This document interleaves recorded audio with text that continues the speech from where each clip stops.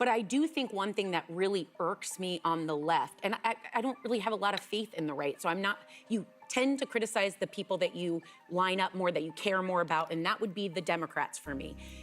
People lost trust in them because the voters were saying there was a concern. There were people across the board saying they had a concern. And the Democrats said, no, no, no, no, over here, look over here. They told the voters what to care about, and they did not listen when the voters said they cared. So these stories come out aren't about beating a dead horse. It's saying if they could have a fair conversation that we heard you, we saw it as they saw it, they'd be gaining some of the voters back to say, okay, we're not going to keep saying that. Do you agree with that? It all started with chaos right there on live TV. The View, a show known for its political chatter and hot takes, turned into a full-blown verbal battlefield. The topic? Joe Biden's mental health. But this time, it wasn't just another debate, it was a full-scale implosion. You could see it building, the tension between the co-hosts thick as smoke. No, I don't. I think that I want to move on from why the Democratic Party lost, and I want to hear from the Democratic Party about how we are going to take our country back and how what they are going to do to combat fascism and what they're going to do to stop the Medicaid cuts that are going on, to stop giving tax cuts to billionaires, to stop taking federal workers' pensions away, to stop taking federal jobs away, to stop taking education away, to stop attacking our institutions, to stopping, you know, why is this Trump administration stopping medical research, cancer? I want to talk about why this administration is giving refugee status to South African white Afrikaners as opposed to Afghans and Ukrainians and people of color. That's what I want to talk about. And then, boom, the gloves came off. Some of the women on the panel were ready to defend the Democratic Party no matter what. Deny, deflect, distract, that was their game plan. But others, they weren't having it. They'd had enough. 77% of Americans in 2023 said Joe Biden was too old to run again. And they were told, sit down, shut up, he is the nominee. And then when it became untenable and he stepped aside, they anointed Kamala Harris. There was not a primary, there was not a democratic process. And then when she lost, they said, don't look backward, we're moving forward, we're not even gonna talk about why we didn't listen to you. We had Joe Biden here last week. It was an honor to have him. I think he is a good man. I do not think he could have been president for 4 more years. The hardest job on the planet. Can this guy be president? He was elected. I didn't vote for it. Real quickly, but he also, President Biden took responsibility at this table, which is something that I'm frustrated with the Democrats. He said, he did take this falls on me. And I said that was the clearest answer of what people needed to hear. One of them outright said this could be the biggest political scandal in modern American history. Her claim? That the American people were lied to. For 4 years, they were told Biden was fine sharp, capable, totally in control. But behind the scenes, there were whispers. Whispers that he wasn't the one running the show. And suddenly, the table turned into a war zone. It wasn't just about politics anymore, it was about betrayal. People are quoted in this book of saying they would be boxed out of meetings if they raise concerns, and there's very specific examples. George Clooney goes on the record to Jake Tapper and says he moved mountains. He flew in from Italy to do this record fundraiser for Joe Biden. Joe Biden didn't recognize George Clooney, one of the most recognizable, one of the most recognizable men on the planet. And now that's not a presidential duty. It's not the job. You don't have to recognize George Clooney. But does that give you confidence that in the middle of the night, if China's about to attack us, there's a war breaking out in Iran, that he is the sharpest person to be able to handle that? Which administration texted war plans to their brother? The Trump. But it's just like Joe Biden. No, but do we just keep lowering the bar because Trump is bad? Nothing else is bad because Trump is bad? But that can also be true. Yeah, but the ship has sailed. It's out in the ocean somewhere with Biden. We have Trump it's over. Get over it. No, we have Trump because you guys screwed this up. With all due respect. All right, but does it help? About what happens when people in power lie to your face and tell you you're crazy for noticing something's wrong. By the way, before we continue, don't forget to like this video and subscribe to the channel. It really helps us grow and share more intriguing stories. Now let's continue. I actually think we have Trump because Trump lied to people. I think that's why we have He won more votes. That is a fact. I think he lied to his face. I think he told his base that they were going to, their overtime would not be taxed. That was a lie. Actually, that's in the new tax bill. It's literally in the tax bill in They had to fight to put that in. They had to fight to put that back in. He had every intention of taking away that. That's not true. He ran on no tax on tips, and it's in the tax bill. Yeah, but it wasn't in it originally. I also think being that a lot of now. people are, and Swazi pointed it out that it wasn't in there. I think the other thing that people need to realize is that they were lied to.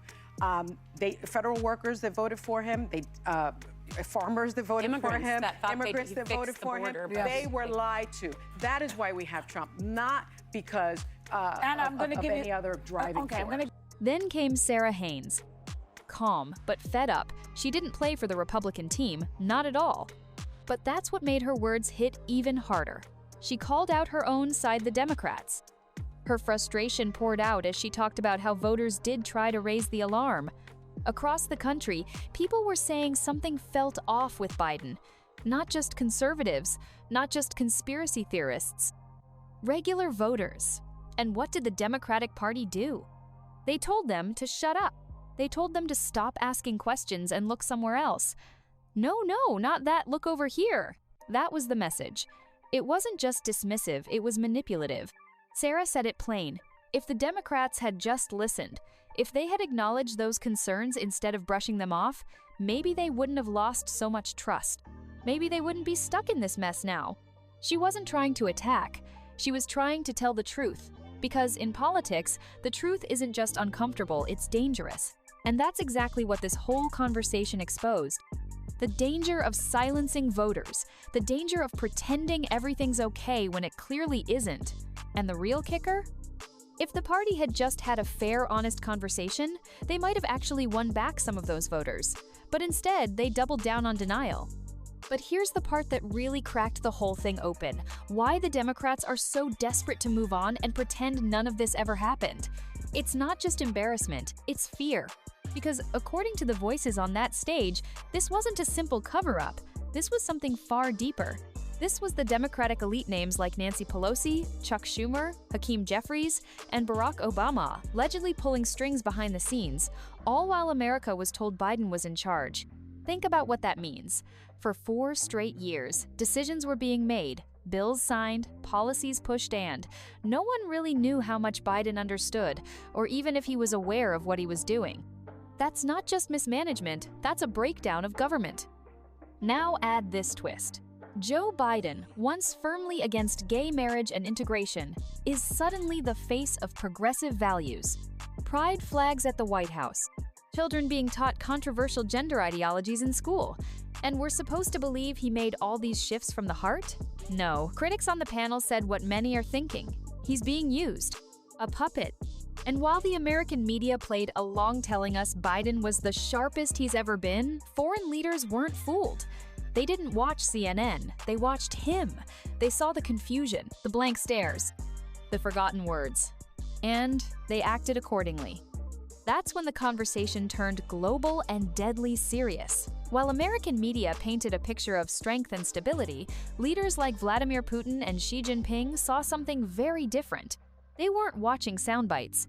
They were watching Joe Biden struggle to finish sentences, fumble at events, and drift off mid-thought. And they made their moves. Russia invaded Ukraine. China ramped up threats against Taiwan. Iran grew bold enough to back Hamas in attacks on Israel. These weren't coincidences.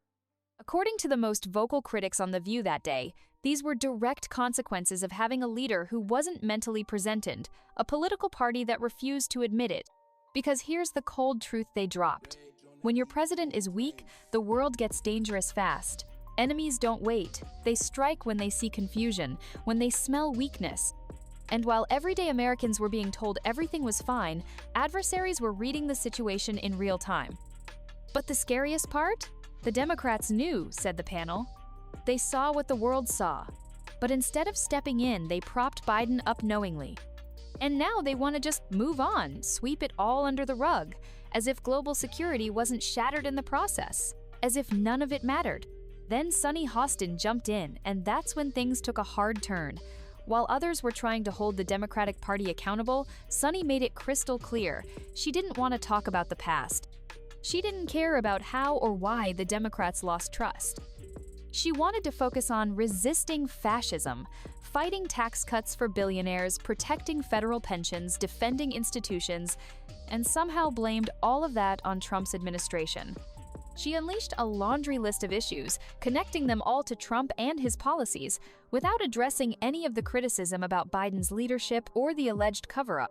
It was like she was living in a different conversation. No matter what was brought up, she shifted the focus to Trump. Trump bad, Trump dangerous, Trump's fault.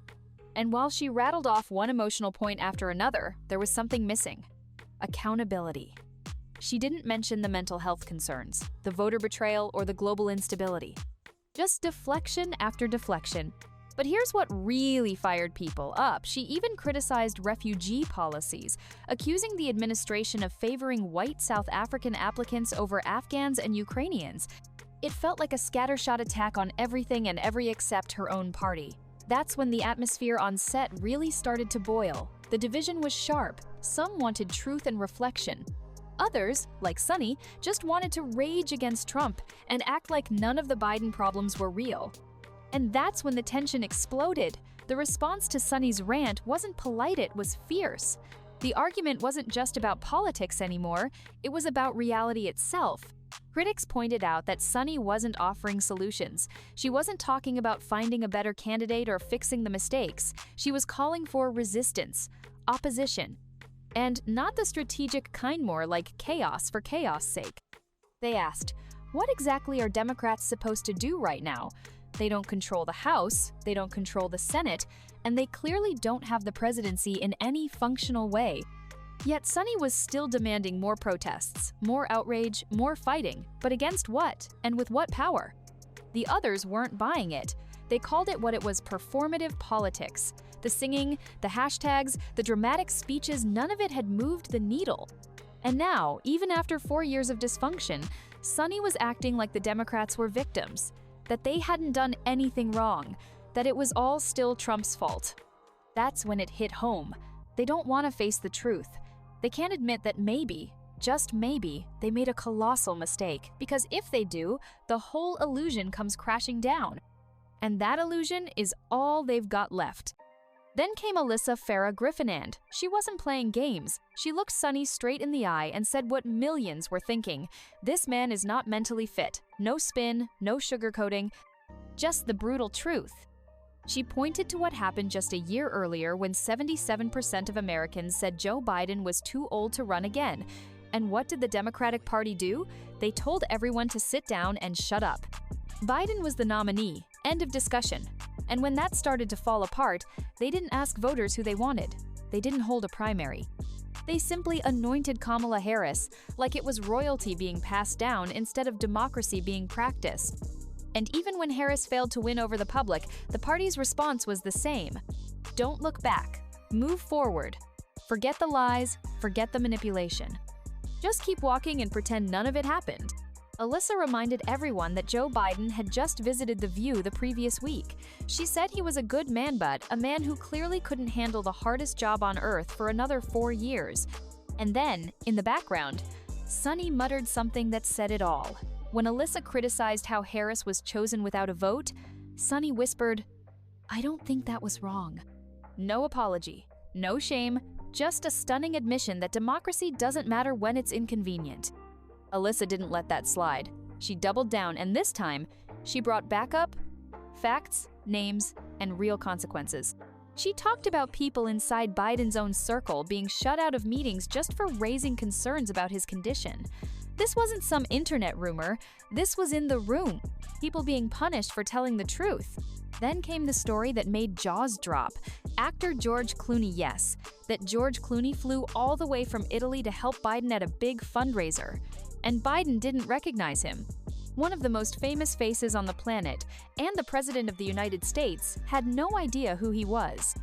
Now sure, that's not a requirement of the job. You don't need to know celebrities. But the point was bigger. If he couldn't recognize Clooney, how's he going to react if a war breaks out in the middle of the night? If a military decision has to be made fast, is that the guy you trust? That's when Joy Behar tried to throw a life preserver her go-to move. But Trump is worse. Alyssa snapped back. "We have Trump because you guys screwed this up," the crowd erupted. Because it wasn't about comparing two flawed men anymore. It was about admitting that for 4 years, people were gaslit, told to ignore what they saw, and now the consequences were undeniable. And then came the part that exposed just how deep the denial runs. While Alyssa and Sarah were demanding accountability, Joy and Sunny kept playing defense-throwing distractions like Signalgate and random Trump mistakes to muddy the waters. But it didn't work. Alyssa stayed locked in. She reminded everyone that the Democrats weren't just wrong, they were arrogant. They believed they couldn't be wrong. They believed their intentions made them immune to criticism. That even if their choices hurt the country, it didn't matter because in their minds, they were still the good guys. But the voters didn't see it that way. The people saw empty shelves, rising gas prices, global instability, cultural chaos, and they connected the dots. And when they pushed back, the Democrats didn't listen. They didn't explain. They didn't reflect. They smeared them, called them names, labeled them as extremists. And in doing so, they pushed millions of Americans right into Trump's arms. It wasn't because people suddenly loved Trump. It was because they were tired of being lied to, talked down to, and told their eyes were lying. While the world around them was falling apart, they were told everything was fine. So yes, the Democrats didn't just lose votes, they lost the room. And even now, some still refuse to understand why. They can't accept that they backed the wrong man, defended him with lies, and left the country to deal with the consequences. Now came the boiling point when Sunny and Alyssa finally clashed head-on. Sunny tried to spin it again, claiming that Trump had lied to his base, promising things like tax-free overtime that never happened. She insisted that's why Trump got elected again, not because of any Democratic failure, but because his voters were lied to. But Alyssa wasn't having it. She shot back with the facts. Trump did run on eliminating taxes on tips and, yes, it was in the new tax bill. Not originally, sure, but it was fought for and added. Sunny's claim crumbled right there on set. She tried to pivot, but Alyssa kept pushing, reminding her and the viewers that people weren't as naive as the media makes them out to be. Sunny then took it further, painting a picture of betrayed farmers, immigrants, and federal workers who were supposedly misled by Trump. But again, it didn't land. Because Alyssa and others were making the bigger point. Trump didn't hide who he was. Like him or hate him, he did exactly what he said he would do. No surprises, no act. That's the key difference.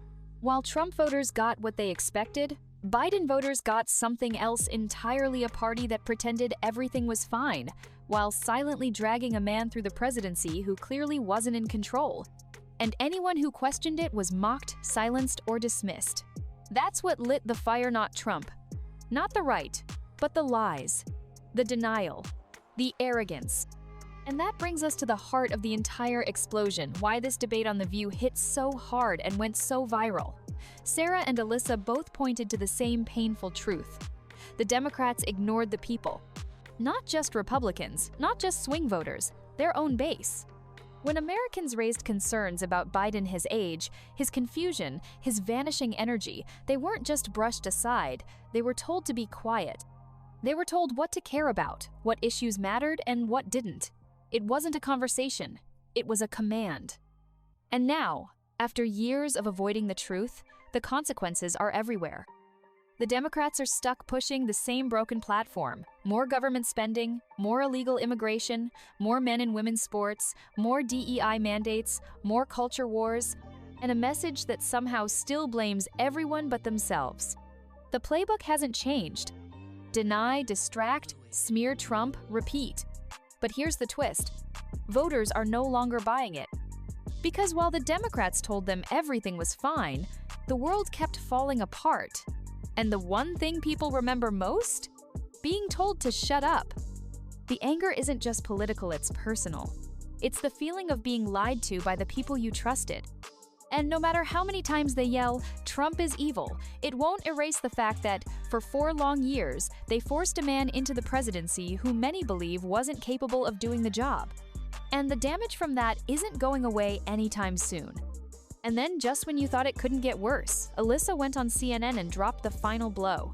She talked about that View interview with Joe Biden, the one that had everyone talking. And she didn't hold back. She explained how she asked Biden directly about the claims of his cognitive decline. It was his chance to squash the rumors, to prove everyone wrong. But instead of answering clearly, Biden got lost mid-sentence. He wandered off topic. He struggled to respond. And then right there on national television, Jill Biden had to step in and finish the answer for him. Let that sink in. The President of the United States couldn't finish a sentence about his own mental health, and his wife had to bail him out. It didn't reassure anyone. It confirmed every fear people already had. Alyssa said it looked like Jill wasn't just being supportive. She looked like his caretaker. And for Alyssa, that was the moment everything clicked. That was the moment she realized the Democrats had been lying. They had paraded Biden around, telling the country he was strong and sharp, when behind closed doors they knew the truth. They pushed him forward anyway. They lied to the American people. Not once, not accidentally, but again and again and again. And now they want to pretend it never happened. They want everyone to forget. But some truths don't go away. Some betrayals don't fade. And finally, the mask came off. Alyssa laid it out plain. What happened under the Biden administration wasn't just political failure, it was something darker, something historic. For nearly 250 years, America had functioned with a president who, whether great or terrible, actually held the power, but not this time. According to Alyssa and, echoed by many critics, what happened over these last 4 years was a quiet hijacking. A shadow government of unelected Obama-era staffers took control, while Biden was used as the public face. It wasn't just misleading, it was a usurpation of power. And the results? They were catastrophic. We saw the system turned into a machine importing millions from impoverished countries, expanding the welfare state, and promoting ideologies that critics say are tearing down America's foundations. Schools turned into political battlegrounds. Gender politics pushed to extremes. Biological reality replaced with identity labels. Women erased from their own spaces, told they were just a costume. Weakness was rebranded as virtue, shame as strength, division as justice. The very idea of America was rewritten, and not by the people, but by the machine behind a man who wasn't really steering anything.